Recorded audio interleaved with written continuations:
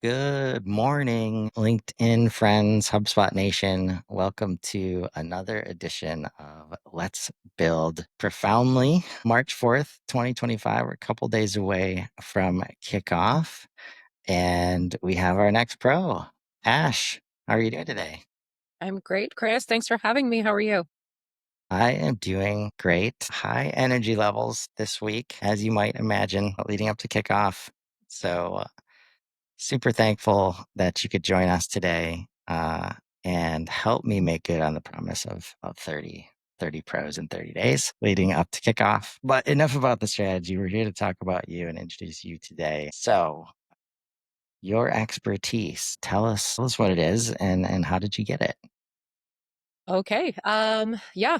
I guess I'm a self-described marketing maven. And to give you a little bit of my background, I have been working in marketing for I don't even know, too many years now, 15, 20 years, mostly in the realm of brand strategy and visual identity, actually. That's really my core skill set. And prior to the pandemic, I was the brand director for a hospitality company. And it was a medium sized company, and anyone who's worked for these medium sized companies knows you probably often wear a lot of hats. So, everything I was doing from email campaigns to helping to build parts of the website and maintain our website and social media and I'm just kind of managing the overall brand identity for this hospitality company. But, when COVID hit, hospitality was the first industry to fall. So I very quickly found myself out of a job in March of 2020. But the good thing is, as I was able to take that time and build something of my own. So I ventured out and started my own business, a creative business where I focus on bringing branding and strategy and visual identity and marketing to small and medium sized businesses now. So that's kind of where things started. I am very fortunate to have a great lifelong friend who you might know named 𝐁𝐮𝐢𝐥𝐝, co founder of Profoundly. I know that guy. Yeah, Yeah. he's all right. And I remember sitting with him. We were up at my family's lake house in Maine in 2020, like 2 months after I started my business. And I was telling him all about my new business, and he's telling me about Hub Search. And he said to me, he's like, you should really look into HubSpot. And there's a lot of market opportunity there. And I think it would be a really great fit for you. So, I went home and I get onto HubSpot. I had like seen it before, of course, but I never really used it. So I get on the website and I was just like immediately overwhelmed. I was like, this is crazy talk. Like, I can't be somebody who markets myself as a HubSpot professional or whatever. I don't know anything about this. But I did need a CRM actually for my own business. So I got myself that free level CRM and just kind of started slowly, adding my clients to it and learning my way around the sales piece of things. And it was only a matter of time before I was like, well, why am I paying for MailChimp like to do my emails? Like why am I using Hootsuite or Buffer or like any of this other stuff? Like why am I using a Jot form for my website contact form? Like why don't I just kind of start, dabbling in this in the marketing side of things and centralizing my own stuff? So that's kind of how it evolved. I just started doing it for myself initially. And, before I knew it, I was like, well, I had this proposal in front of me for somebody who wanted a HubSpot built website. And I've been building in Webflow and WordPress and Wix for a long time. And I was like, well, I don't know. Why couldn't we start building in HubSpot? And that's really when things like started to snowball quite a bit. And I was like, all right, like let's get certified, for HubSpot CRM and these other tracks. And let's really start marketing this as a line of business that we offer, and helping people with their HubSpot. Awesome. That sounds like, well, thank you for sharing that journey. So much of the pro stories are just getting in there and using it and understanding the value, like in a tangible, practical way, like definitely leads to a lot of the expertise that we have. And I'm curious, thinking back, like maybe to, other systems, like why you said, of course, you'd seen it before, but never had experience with it. Like, why do you think there's always this kind of awareness gap that exists for a lot of people? You know, I think honestly, HubSpot at first glance, it can feel a little bit overwhelming, especially today. The platform has evolved so much. Like, it's not just this inbound marketing tool anymore, right? Like, it's this really big, holistic behemoth that has transformational power, and it's so exciting. And it's, I think, also sometimes a little bit intimidating for some businesses, especially those businesses who are maybe on that medium or smaller end of things. So I know, in my previous role, I had looked at it so briefly, really through a marketing lens for this medium sized company. And yeah, at the time, I think it just felt like, I don't know, like we've got a lot of people here. And I think it's people sometimes who are a little bit challenging with that. You can implement a new system and these new processes, but like, how do you herd all these people together and get everyone aligned interdepartmentally to use this platform and really maximize and leverage it? So I think it's like the people sometimes that you've got to kind of, get the buy in from. But I've definitely learned that if you can achieve that and really show people that value, man, like it's such a powerful tool to change your business. For sure. And I think your spot, your like brand identity and messaging and the visual stuff, reminds me of when I came into, uh, also around the time of COVID, I joined a company that they just like 150 trade shows a year. And now all of a sudden there's none. Like, how are they starting to like digital marketing? Right. So I was brought in, get the buy in for that. But then the old ways of, hey, we've got this brand marketing team that's used to creating collateral and creating rules around the logo. And you start to see it clash with the way that, digital needs this kind of facilitated process, which something like HubSpot can provide. How often, or maybe how do you help connect the dots of like, and you can correct me if I'm wrong when I say this, but like the best brand marketing comes from like consistency a lot of the times and the processes of the system you have underneath you like create that consistency. So if you don't have that, that's when we're talking about tools in a way that isn't always thought of when we're talking about logos and colors and stuff like that. Yeah, so I always love this saying, like impact over intention. And I think that has been a great value proposition for me personally when I work with clients, when I'm talking to them about HubSpot. Um, I think with my background in branding and that being such a huge focus of what we do, branding is always so well intentioned, right? But like sometimes the issue is the impact of what you're doing. And I think that's where HubSpot can come in and play like a really powerful role for people. If you can find that intersection of, taking this great brand identity that you have and this great strategy, and using a tool like HubSpot to make that come to life and create effective campaigns and build those processes and efficiencies there, then you've got this like really beautiful marriage that happens. And it's a really great value proposition for clients if you can get to that space. Yeah. Yeah. And as you say that, reminds me of, one of my favorite things to do, which when you have a like a corporate team, I always look at it from this direction, but the ability to like one of the magical things about HubSpot for me is the ability to enable others to do the thing, right? And when you have these like themes, for example, in HubSpot CMS, that you can manage all the brand settings from over here, but I can bring in subject matter experts instead of sending me a Word doc that then I gotta create into the web page. And now we have this approval process where there's technical language and there's probably like we used to get up to like 10, 11, 12 like versions of stuff. And instead, just taking 15 minutes to show this subject matter expert, like instead of the Word doc, you just make it as a page in HubSpot. And now, like, we just cut down on so much of the process that often gets in the way of, the value that these other teams, and from my experience, they want to participate, right? They're willing to do some of the work here and enabling, them to do that while having some level of supervision is really this. I think that is that the kind of the marriage that you're getting at there? Yeah, for sure. And, earlier in our conversation, I mentioned, I think sometimes one of the challenges can sometimes be like the people aspect of things.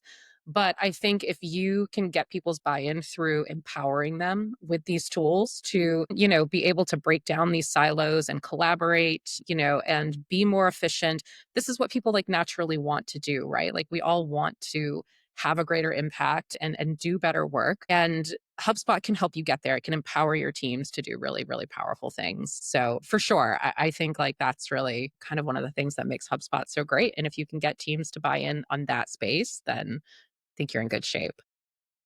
Yes, for sure. Glad to hear we're aligned, like so many of our pros. But let's take a step back. Uh, who is Ash outside of HubSpot?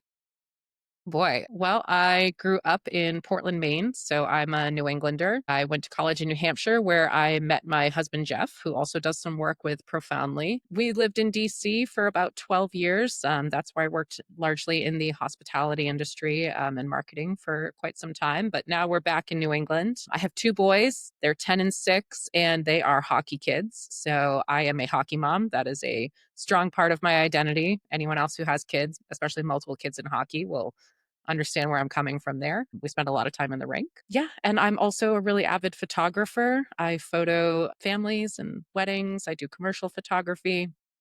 It's a great creative outlet for me and, you know, helps to fill my other time as if I don't have enough creative work as it is, but just always need more. All right. Speaking of more, that brings something to mind, which I like to dig into, not always on the show, but at some point with creatives that are actively creating and artists. In your case, photography, you mentioned, but a lot of the visual identity stuff. Like, how are you thinking about AI as it comes to like, hey, where do I use it in the process? Do I use it at all? Is it devaluing? The usual stuff. I think it's gonna be an interesting conversation this year. It's gonna continue. Always curious to hear like the people in the trenches doing it. What are your thoughts there? Yeah, AI is it's like the big elephant in the room right now, right? I will admit, I think when discussions around AI first started happening, I think probably like a lot of other creatives, I immediately felt a little bit of resistance there. It's hard not to as a creative when you feel like, oh my gosh, is this thing going to fundamentally change my life and the way that I see things and others people see things creatively like, wow, it's this really crazy thing. But I will say, over time, I think like I've come to a place where like AI is just like a paradigm shift and I think, for those of us who can adopt and find ways to implement AI into our everyday life in really strategic ways, I actually think like, for me personally, like I'm finding ways that AI can help give me more of my time back to focus on things that I want to do a little bit more. I want to spend more of my time in that creative space. But, there are other areas of my life and as a business owner, that sometimes don't run as efficiently as I'd like. And AI has a huge opportunity there to help me, streamline and have more of my time back. I will say, like, from a creative standpoint, I, saw this really interesting statistic where it's predicted that in the next couple of years, something like 90% of content on the web will be like AI generated. And that's one of those, like, numbers that, like, gives me a little bit, like, heart palpitations a little bit, but I don't know, I think it all kind of depends on who's creating those things with AI and the level of creativity, the quality, the context, I don't know, we'll see how it goes. So if you have any advice for others, or maybe like what you're thinking about, like how do you stay in that 10%?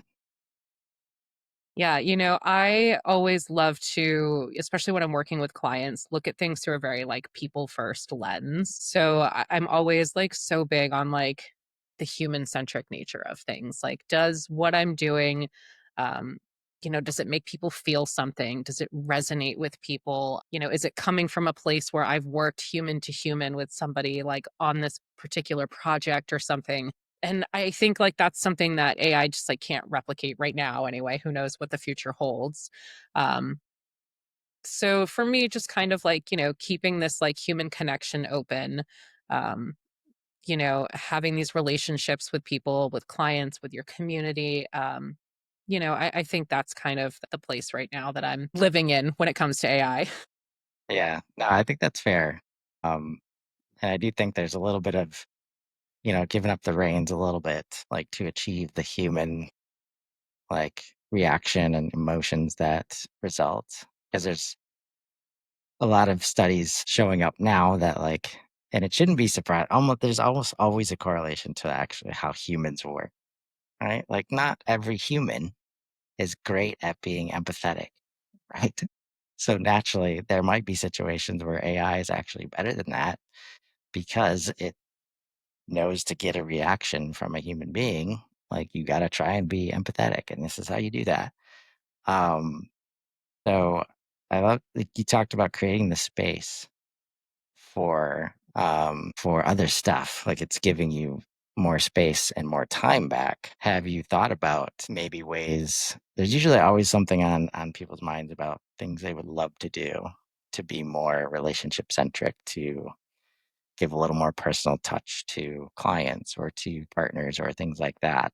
Has there anything you've been able to do or maybe plan on doing because you've got more space and maybe less admin work? I think like one tool that's been like particularly helpful right now, I think like a lot of the, really simple stuff has been so helpful. Like the, integrations with your email that can like type back like just kind of like your mundane emails, but that like are still kind of in your tone of voice. I think like these meeting note takers and stuff that take your notes and send out your action items and things like that. Like they're so simple, but for me personally, like God, it just frees up so much of my time so that I can then, get on the phone with my client and have that human to human interaction and like really focus on like what's important, kind of in the moment. So I think it's for me kind of that like the smaller things right now. Yeah. No, that ability to be present in other ways, like the note taker example, like just the ability to be present on a call because you don't have to take notes, but also make the follow up a little bit better because you've already got the action items, everything there. Now we can add a little bit of, more on top. I think in a lot of cases, it's not about replacement. It's about like just now you have the space to add a little more. And it's almost always things we've been wanting to do and know that we should be doing, and we just never get around to it. So I think those are some good ideas. Yeah, I also just like the reporting aspect of things too. I will say, like, man, like sometimes, like, as being out on your own, like the reporting thing and that side of things for your client, it's so important to them. But man, it can just like really chew through your time. And as a creative, like, anytime I'm faced with a spreadsheet, I like shut down a little bit. So the reporting side of things also has been such a huge improvement. And I think specifically within HubSpot with those capabilities and their AI integrations there are becoming such a useful tool. Again, so that I can get that reporting done quickly and then have a good conversation with my client and spend the time there with them rather than, spending all my time running the reports themselves. Yeah. No, it's a great example for sure. But I'm sure we'll get a lot more ideas later this week. I've got our kickoff coming up in 2 days. We've got 8 tracks, and I want to get your take on which one you're looking forward to. They are HubSpot admin, integration developer, web developer, RevOps. I'm gonna get through this. I'm 2 days away. I can't screw this up now. Marketer, AI, founder, and solopreneur. Which one of those are you looking forward to the most? My gosh, a lot of them actually. I for sure the website side of things is super interesting to me. We have been building in HubSpot for web, but it's definitely an area that we want to steer more clients towards. So I'm so looking forward to like hearing from some of the expert opinions on that and just like what's new in the space and what we need to know about. But otherwise, actually, I think I'm really looking forward to like HubSpot admin. It's just like this area for me, like I've just been learning HubSpot on my own, but I am so looking forward to like hearing from an expert in this space so that when I'm working with a client, like, we can make strategic recommendations for them and I can make sure I'm maximizing it for myself as well. Yeah, there's been an interesting conversation brewing, the past couple of years, really, as HubSpot becomes a full platform, like what the admin role is. Actually have a panel dedicated to that, that starts before the tracks. But then we have some good panels inside of that admin track led by Lucia Ball, which is really exciting. We've got 𝐭𝐫𝐨𝐼𝐿 showing up for the first one about just how to keep up, with HubSpot updates and things like that. Not everybody can create daily shows like me and Casey, but that could be one of the best ways to keep up, if I'm being honest. And then I'm excited about the web dev too, because I get to do one of the sessions about B2B, client portals and really just leveraging and maximizing a very unique platform case where the website is right next to the CRM data that can really power those personalized experiences. So I agree. I'm excited for that track too. Hopefully we do a good job, me and Aaron Wiggers giving that one. And then we've got Gabe on the front end of things, how to create these personalized experiences for people that maybe aren't customers or clients yet. So we're excited for those two tracks. And so if you're out there and you want to join us at the event, head over to profound.ly. And you'll see a big old CTA on the front page to sign up for the kickoff event. And I know it's a big time block, 2 days away, that you probably got other meetings and stuff like that. Just sign up and you'll get access to all the on-demand content. Everything will be recorded and available after the event. But if you want to be a pro like Ash and join us on Profoundly, click on the Give HubSpot Help button. It is right next to the Get HubSpot Help button when you visit our homepage, and you can sign up. And we'd love to have you. Ash, thanks so much for sharing your story today. Thanks so much for having me, Chris. It was really fun. Indeed. Until next time, folks, we're going to have George B. Thomas rounding out this 30 for 30 tomorrow morning as we get ready for the event. And we hope to see you there. Have a great day, everybody.